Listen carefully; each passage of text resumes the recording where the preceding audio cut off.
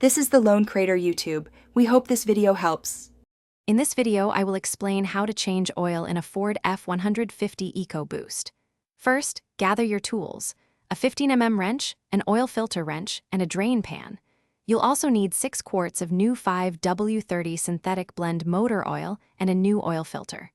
Park your truck on a level surface and allow the engine to cool for about 15 minutes. This ensures safety and prevents burns from hot oil. Now let's get that old oil out. Position your drain pan directly beneath the oil drain plug, which is typically a 15mm bolt. Slowly loosen and remove the plug, allowing the used oil to flow into the pan. Be careful, as the oil might still be warm. Let it drain completely, which usually takes about 10 to 15 minutes, ensuring all the old, dirty oil is removed. With the old oil drained, it's time for the new filter. Use your oil filter wrench to remove the old filter.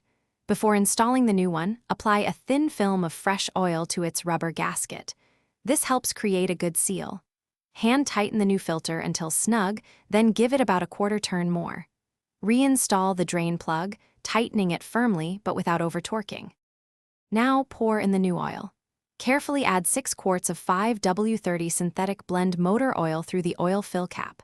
Replace the cap, then start your engine and let it run for a minute or two. Check for any leaks around the drain plug and filter.